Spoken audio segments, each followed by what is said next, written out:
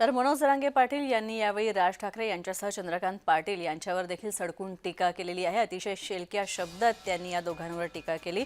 राज ठाकरे हे कुचक्या कानाचे आहेत असं जरांगेंनी म्हटलं। तर फडणवीस साधं चहा पिऊन गेले तरी राज ठाकरे खुश होतात। चंद्रकांत पाटलांनी आता यापुढे तर बोलूच नाही, शांत राहावं, मराठ्यांच्या शिव्या खाऊ नयेत असं मनोज जरांगेंनी म्हटलंय। तर आंदोलन संपू दे, तर नितेश राणे यांचा सुद्धा मी चांगलाच समाचार घेतो असं मनोज जरांगेंनी म्हटलं।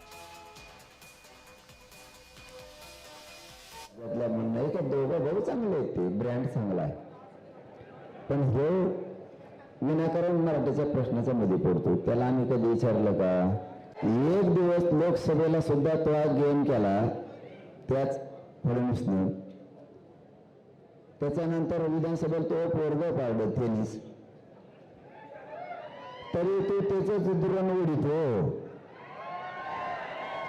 तो पोरगं पाडलं। हे म्हणजे हे राज ठाकरे म्हणजे असं आहे, हे मानाला भुकालेलं पोरग आहे।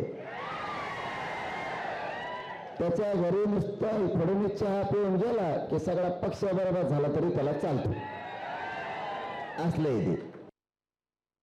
चंद्रकांत दादा पाटलाला म्हणा, आम्ही मधल्या काळात तुम्ही पोरांचं चांगलं काम केल्यामुळं बोलायचं कमी केलं, तर तुम्ही नीट राहा। तू उपसमितीचा अध्यक्ष होता, तोच व्हॅलेटियर रोखला होता, हे आम्हाला माहिती आहे। मराठीच्या शाख होऊ नको, इथून पुढे बोलू नको चंद्रकांत पाटलाला म्हणा, नाही तो मिठोबा मराठी काढतील मग। कारण या चंद्रकांत पाटलानेच आमचं व्हॅलेटियर रोखून धरलं होतं मुख्यमंत्र्याच्या सांगण्यावर, हे आम्हाला चांगला माहिती। त्यामुळे इथून पुढे वचवच करू नको, कारण तो का लांब नाही। कोल्हापूर म्हणजे तो आमच्या घराण्याच्या कसाट्यात आहे, हे ध्यानात ठेवणं।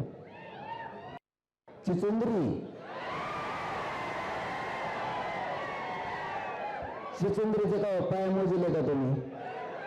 तिला 4 पाय आहेत का किती मिळत लागत नाहीत की चिकाट पळू दिली। आणि चिचुंद्री लाल असते, लाल, ऊन पडलं तरी लाल, हिवाळा असला तरी लाल, आणि पावसाळा असला तरी लाल।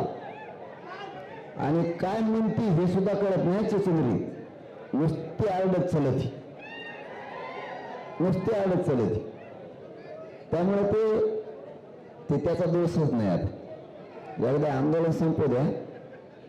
निलेश साहेबाला दादा सांगितलं तुम्ही याला आवरा, एकदा आंदोलन संपू द्या, त्याच्यात बघतोच किती दम येईल, थांबा तुम्ही।